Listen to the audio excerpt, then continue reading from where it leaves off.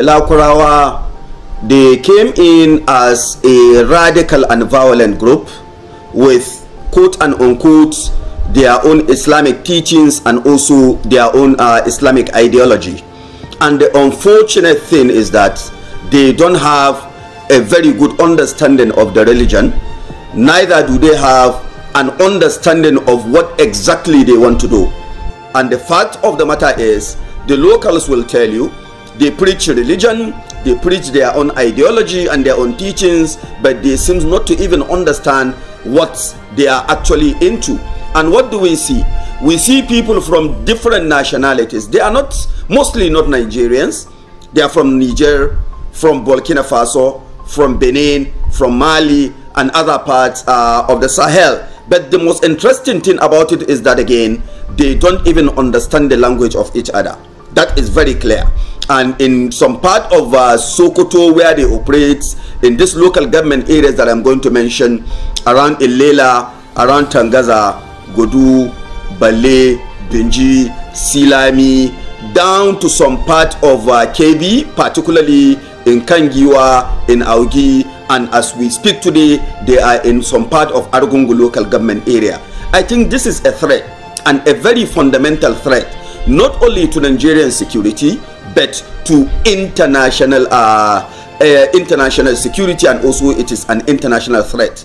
In my own opinion, the fight against these people requires a robust and elaborate operation. We don't actually need to engage in cosmetic security operation in these places, because they have entrenched the communities, they have gotten the acceptance on the part of the communities. And what do we see? Traditional authorities, even yesterday I was relating with some of them, they said they have no option. You've seen people with military grade weapons. You wake up in the morning, you see them at night, you have no option other than to follow them.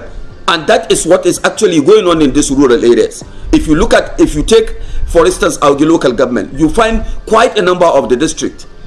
Kwaido taken over by these people, Shafazane taken over. Most of these areas are actually under the control of this terrorist group.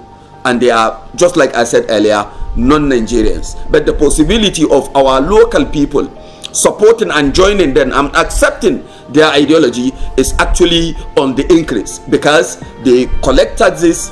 Not only collect these taxes, when they impose the taxes, they collect these taxes in cash, and they will also direct you. We are in so location at so point. We want so amount to be submitted or to be given to us, and at the end of the day, you will be the one to take the money.